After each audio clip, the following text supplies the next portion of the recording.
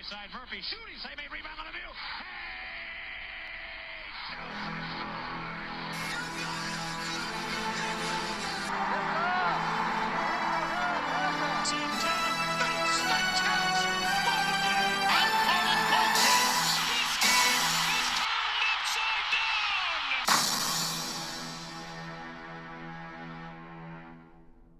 Well, that sucked.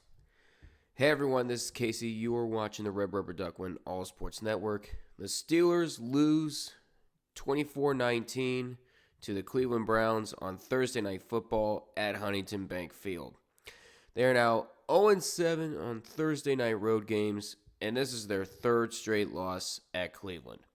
Now, this game was AFC North football on steroids. This was a Steelers trap game on steroids. This was playing down to your competition on steroids. Let's start with the defense, shall we? The defense had a performance similar to the Cowboys game in Week 5. They forced 3 turnovers last night. The first one was a fumble off of Cedric Tillman by Deshaun Elliott that was recovered by Dante Jackson. And what do we get out of it? We got a turnover on downs. Great. Second one was a strip sack from Nick Herbig recovered by Elliott, in which, by the way, was our only sack this game.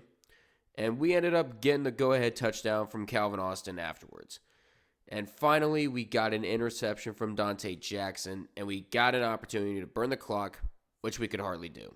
So if you're keeping score at home, that is 7 points off of turnovers. We have to do better than this. We have to do better. As for the Browns defense, they got stops whenever they could get stops, and they took advantage of the Steelers getting cute. No matter what people say about Myles Garrett, he earned the right to talk that night. 3 sacks on Wilson, including a forced fumble, made for a good night for him. And they were strong on fourth down as they stopped us, not once, but twice. Almost every miscue that the Steelers had, the Browns were able to take advantage of. Now, the Steelers' offense needs to do a lot more. Seeing Boswell miss is a rarity, especially this season, because this was just his second missed kick. He missed from 58 as the wind and snow began to pick up. Now, if the field goal would have been from a shorter distance, it would have been fine, but Wilson was afraid to get rid of the ball that night and throw to the sideline or somewhere Instead, he took so many sacks that night. A lot of the mistakes we were making can simply be directed towards the coaching staff. Yeah, Mike Tomlin is known for playing down to competition throughout his tenure with the Steelers. However, there is now a new wrinkle in our offensive coordinator, Arthur Smith. A lot of people were very adamant about Arthur Smith becoming the new offensive boss for the Steelers, and this game proved it a little bit.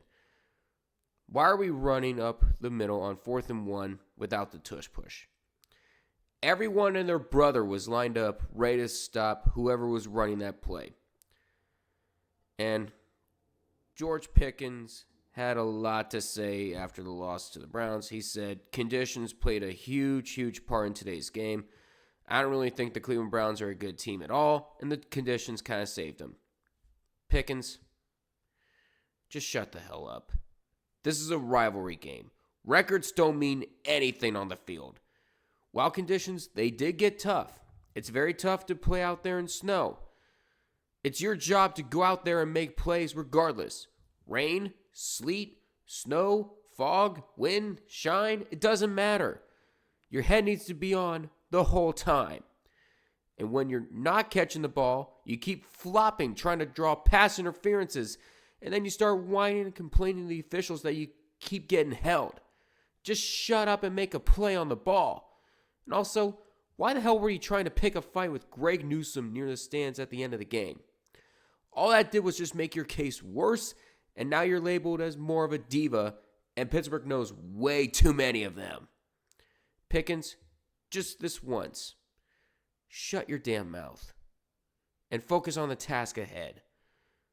Because now you have a huge target on your back, and it's not going to be coming off anytime soon. While we're still on topic about the offense, We could not contain Myles Garrett for the life of us. Dan Moore was getting cooked all night long, and we were not hitting receivers or throwing to receivers when we could, and the red zone offense continued to suffer as a result. We can't just rely on Boswell to bail us out every game.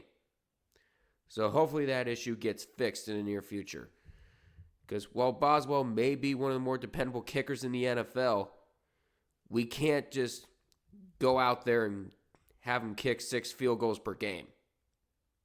That's not happening, especially with the schedule coming up. However, I'm not done. I mentioned coaching decisions earlier, and it got ugly, especially during the last few minutes. Now, the punter did shank the punt after that 3-and-out, and it happens to the best of us. I get that it's difficult, and it was very difficult to punt. Trust me. I've seen worse punts, especially in that kind of weather. But the defense was holding on to the Browns as tightly as they could, and it led to a 4th and 2. And they had an illegal touching of the pass penalty. First, it was declined, and it should have been declined because it meant the last chance for the Browns. But then, like a half hour later, you decide, you know what, let's give them the penalty and give the Browns a 3rd and 7. Are you nuts?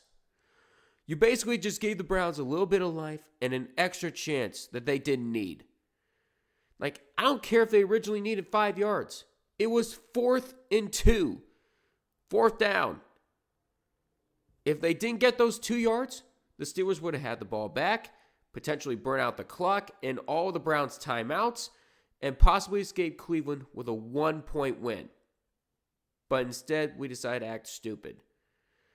And then they would convert on 3rd down, and it would eventually lead to a 1st and goal.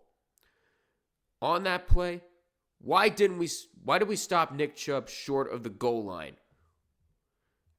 Because the Browns were able to burn more clock because of it. And we should have let Nick Chubb in or push him in ourselves, because I'm sure Nick Chubb still has nightmares about that Jets game. But still, why didn't we let Nick Chubb into that end zone sooner? Because that would have gave the Steelers more time to drive down the field and make that Hail Mary attempt less of a Hail Mary attempt. And it would eventually be incomplete, and the Steelers would go on to lose. Moral of the story, the Steelers beat themselves that night.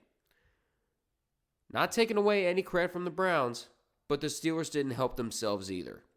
I'm not mad because the Steelers lost to the Browns. I'm mad because this was yet another winnable game that the Steelers pissed away. They are well known for playing down to competition and leaving you scratching your head wondering, how did this team lose to that team? And this is why nobody takes the Steelers seriously as a Super Bowl contender. If they did this against Cleveland, how the hell do people expect them to play against Kansas City, Philadelphia, and then Baltimore again? What do you think they're going to view us now? Now we sit at 8-3. I hope the Steelers like playing in Ohio because they face the Cincinnati Bengals in 9 days. And that is going to be a just as tough environment to play in and even more talent to contain. But that is a story for another day. Right now, guys, focus on what team you want to be. Do you want to be Super Bowl contenders? Do you want to walk the walk? Can you walk the walk rather than be all talk? We are 2/3 through the season. We still have the lead in the AFC North. You better hold on to it while you can because it just got tougher to hold on to. For now, decide on what team you want to be because I want to see it at Cincinnati on December 1st. Sink or swim. That's what I'm going to say. But that's going to do it from me. Please feel free to like, comment, and subscribe to the Red Rubber Duck Win All Sports Network. I'm going to be joining Illogical Canadian on Saturday when we raid Red's channel, because he's going to be at the Ohio State and Indiana game. It's going to be a fun one, and I look forward to seeing you guys. Over there. So hopefully I see you guys all next time until we meet again. See you guys. Take care, and as always, let's go Steelers.